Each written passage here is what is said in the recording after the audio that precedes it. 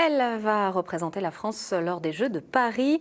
Suite ce soir de notre série consacrée aux athlètes lorrains avec un coup de projecteur sur Clémence Beretta, meilleure marcheuse française de tous les temps. À 26 ans, l'athlète vosgienne s'alignera sur le 20 km, un aboutissement après plusieurs années de doutes et de remise en question. Son portrait est signé Johan Rodier et Jean-Pierre Petit-Colin.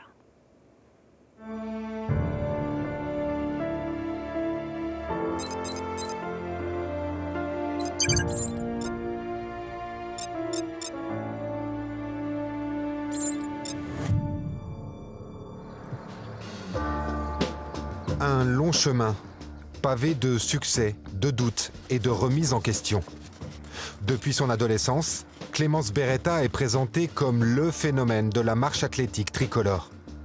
À force de collectionner les titres et les records nationaux, sa participation aux Jeux de Paris semblait couler de source.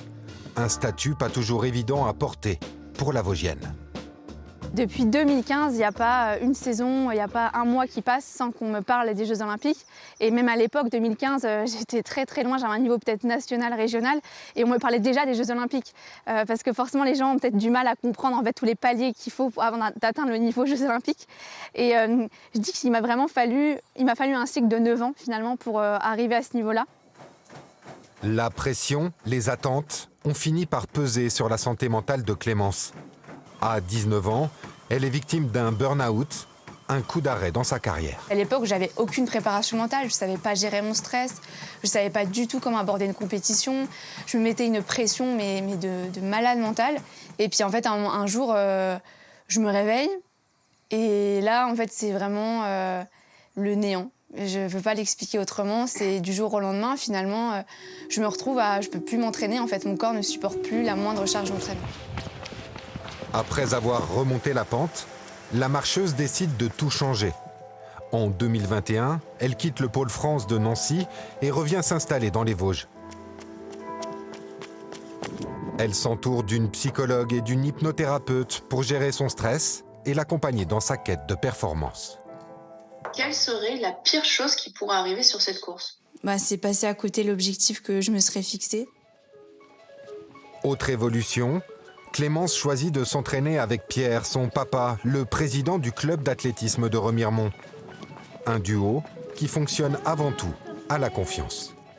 On discute beaucoup, donc j'impose pas vraiment les choses, je lui explique ce qu'on va faire. Donc là, on est vraiment dans une concertation permanente, et puis elle est très à l'écoute, et puis moi aussi je suis à l'écoute, parce que du coup, il faut vraiment être capable d'adapter les séances presque au quotidien.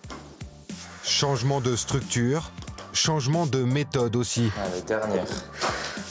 Garde les intentions, allez. Depuis 2 ans, Clémence Beretta travaille spécifiquement son renforcement musculaire avec un préparateur physique et ses efforts portent leurs fruits.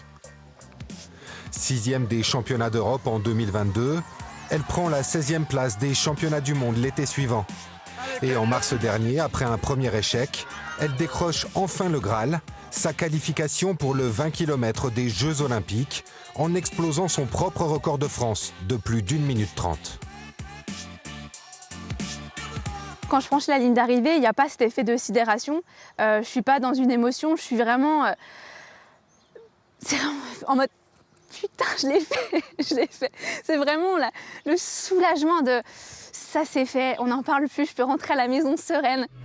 Après sa 7e place au championnat d'Europe en juin dernier, Clémence Beretta entend vivre pleinement sa première expérience olympique sans se mettre de pression. Au Trocadéro, le 1er août, elle espère descendre sous la barre des 1h28, un chrono qui pourrait lui permettre de se classer parmi les 10 premières.